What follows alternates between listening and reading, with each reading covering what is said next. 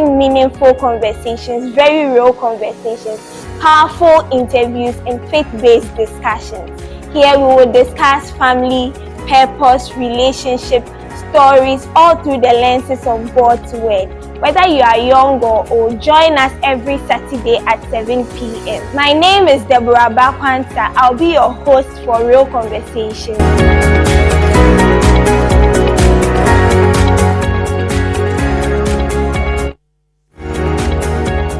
In a world full of noise, we choose meaningful conversations. Conversations that heal, inspire, and build faith. Here at Love TV, we'll be having meaningful conversations, very real conversations, powerful interviews, and faith-based discussions. Here we will discuss family, purpose, relationship, stories, all through the lenses of God's Word. Whether you are young or old, join us every Saturday at 7 p.m. My name is Deborah Quansah. I'll be your host for Real Conversations.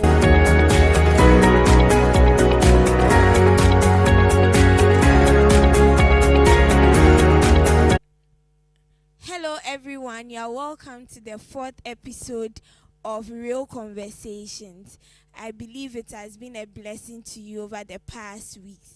You are still on Love TV. We are on all social media platforms, Love Community Baptist Church. Kindly follow us and then like, comment, and share our work with other people that you are connected to. This evening, we are here to discuss a very important topic, something that I am personally interested in, something that when my eyes was open to it, I realized that it is something that we all have to learn, being it the fact that we are Christians, and this is a gift that God himself has given unto us. As humans, we have been given the gift of mind, that the fact that our soul has will, emotions, and the mind. And so tonight we are here to discuss the power of the mind. How powerful is our mind and how we can utilize it to better our lives. This evening I have someone that is very dear to my heart, and this is a conversation we had in private, and I felt that we had to share it with all of us so that we can learn from it. I would want him to introduce himself, and then after that we'll kickstart the conversation. All right, thank you very much. My name is Francis Kesse, and I'm a businessman. Let's keep it simple. Businessman. Yeah. Any other information you would like to add? I'm a businessman. That's all. So every legal business. Every legal business. You are interested in that. I think about the latter part of last year, we had a conversation. And prior to that, I realized that you were someone who really thought deep about things before you took any action. You took your time to decipher between things that you should put your mind to and things that you shouldn't put your mind to. And when you're able to take control of those things, it helps you to see life in a better way.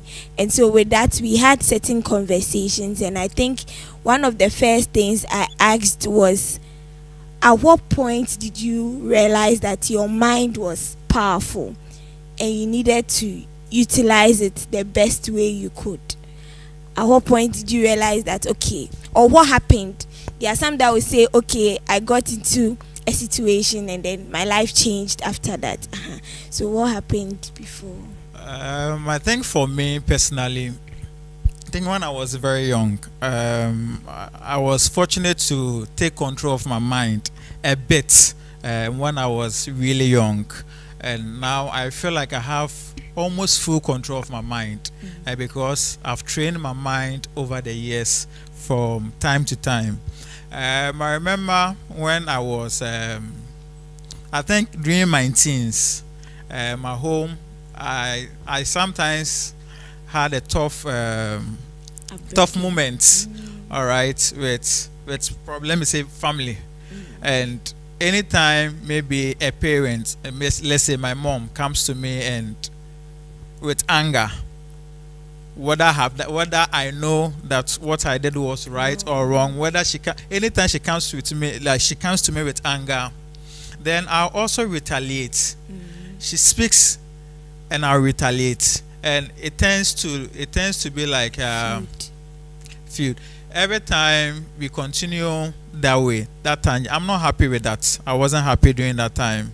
So one day I went to school, and my RME teacher, I think I was kind of his favorite, and because I was good in RME, and we used to have fun. You see, a teacher and a student relationship. It was so fun.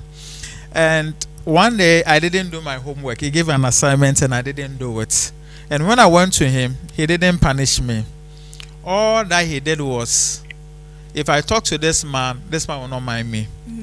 If I ask him a question, I realized that the relationship between the teacher, my teacher, and I was kind of diminished, cut off, and it was so painful because he's somebody I liked. I want to talk to you and you don't want to talk to me. So I sat down and I was like, what can I do to please this man? Okay, the next time I'll do my assignment.